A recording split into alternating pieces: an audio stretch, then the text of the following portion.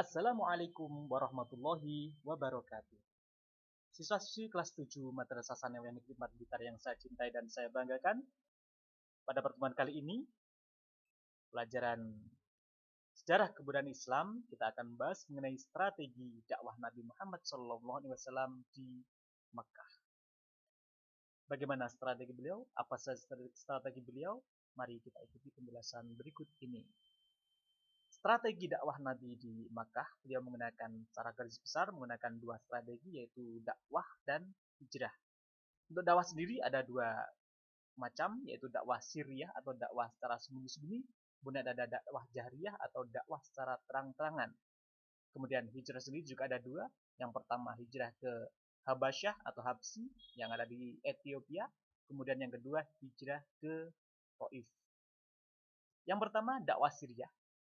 Sudah saya sampaikan penjelasannya pada pertemuan sebelumnya, bahwasanya dakwah sirriyah ini dilakukan yaitu pada masa-masa awal dakwah Nabi Muhammad SAW, yaitu setelah mendapatkan wahyu yang pertama surat Al-Alaq ayat 1 sampai dengan 5, kemudian Al-Mudaththir 1 sampai dengan 7, kemudian turun wahyu berikutnya berupa Quran surat Asy-Syu'ara ayat 214 sampai 216, yang mana poin penting dari ayat ini adalah memerintahkan kepada kanjeng Nabi, Allah memerintahkan kepada kanjeng Nabi supaya kanjeng Nabi melakukan dakwah kepada para kerabat, kepada para sahabat, dan kepada orang-orang terdekat dengan cara sirriyah atau sembunyi-sembunyi.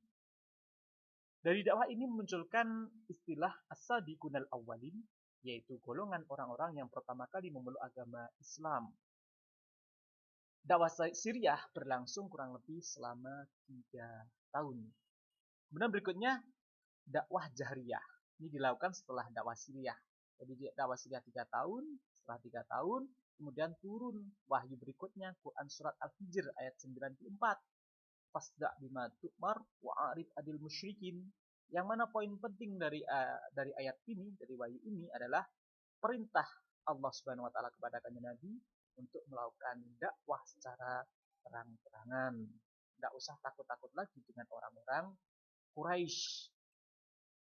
Ternyata dari dakwah jahriyah ini memunculkan banyak respon. Tentu saja respon negatif dari kaum Quraisy, dari para pembesar Quraisy. Dakwah ini dilakukan kurang lebih selama 10 tahun. Kemudian berikutnya yaitu strategi hijrah. Yang pertama hijrah ke Habsyi atau hijrah ke Habasyah yang ada di Ethiopia. Hijrah ini dilakukan setelah banyak respon negatif dari kaum Quraisy yang dirasa sangat membahayakan bagi keselamatan Nabi Muhammad dan tentu saja membahayakan bagi keselamatan umat Islam yang ada pada saat itu. Dasar dari pelaksanaan hijrah ke Habasyah ini adalah surat Az-Zumar ayat 10. Kenapa kok hijrah ke Habasyah? Alasannya dikarenakan Habasyah ataupun kota yang ada di Ethiopia ini memiliki raja yang bernama Asimah An-Najasyi, di mana Raja Asimah An-Najasyi ini pada masa itu terkenal sebagai raja yang adil, sehingga kanjeng Nabi memutuskan untuk melakukan hijrah menuju ke Habasyah.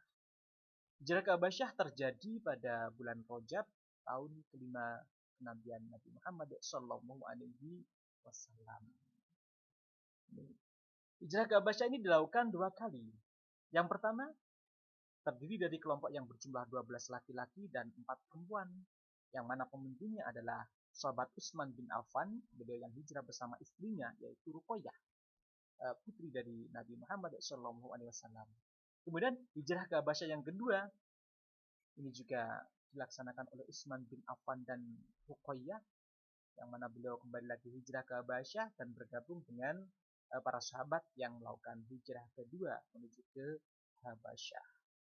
Ini petanya, peta perjalanan hijrah para sahabat dari Makkah menuju ke Habasyah melalui Laut Merah, menyeberang Laut Merah, kemudian menuju ke Uksum, Habasyah. Kemudian hijrah yang kedua, hijrah ke Taif. Hijrah ke Taif ini dilakukan setelah meninggalnya istri Kanjeng Nabi yang pertama, yaitu meninggalnya Siti Khadijah binti Khuwailid, kemudian disusul meninggalnya paman Nabi yang tercinta, yaitu Abu Thalib. Yang mana pada tahun ini terkenal sebagai tahun kesedihan bagi Nabi Muhammad SAW. Orang-orang Quraisy pada saat itu ketika Kanjeng Nabi mengalami kesedihan, justru malah meningkatkan perlawanannya kepada Kanjeng Nabi. Mereka semakin menjadi-jadi di dalam menentang ajaran Kanjeng Nabi. Sehingga Kanjeng Nabi pun memutuskan untuk kembali lagi hijrah. Hijrahnya kemana? Yaitu ke Taif. Tujuannya awalnya adalah Nabi meminta perlindungan dari keluarganya yang ada di Taif sana. Yaitu Kinanah yang bergelar Abu Jalail, ada Mas'ud yang bergelar Abu Kuhal, dan juga ada Harith. Mereka ini adalah para pembesar dan penguasa Taif pada masa itu. Alasannya adalah Taif kota kedua setelah Makkah. Kemudian yang kedua, di Taif terdapat Bani Thaqif, yaitu suku Arab terkuat yang ada di Jazirah Arab pada masa itu.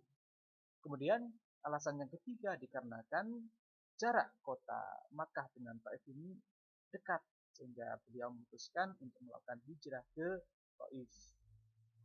Tapi bagaimana respon dari orang-orang Taif ketika mengetahui Nabi dan para sahabat melakukan hijrah ke kota Taif? Ternyata orang-orang Taif mengusir Nabi dan para sahabat. Dikarenakan apa? Dikarenakan orang-orang Taif ternyata sudah terlebih dahulu dihasut oleh para pembesar kafir Quraisy. Abu Jahal, Abu Lahab telah menghasut mereka dengan alasan mereka mengatakan kepada orang-orang Taif bahwasanya Nabi dan para sahabat akan datang ke Taif. Tujuannya adalah untuk memberikan kebohongan kepada mereka, memberikan ajaran-ajaran yang tidak benar kepada mereka, sehingga orang-orang Taif memberikan respon yang negatif begitu Nabi Muhammad dan para sahabat sampai di kota Taif. Ini petanya di kota Makkah dengan Taif ya tidak terlalu jauh ya dibandingkan ketika ke Habasyah. Anak-anak sekalian yang saya cintai dan saya banggakan, demikian tadi penjelasan singkat mengenai strategi dakwah Nabi Muhammad SAW ketika berdakwah di Mekah. Mudah-mudahan memberikan manfaat kepada kalian semuanya, kepada kita semuanya. Ihdinas siratal mustaqim. Assalamualaikum warahmatullahi wabarakatuh.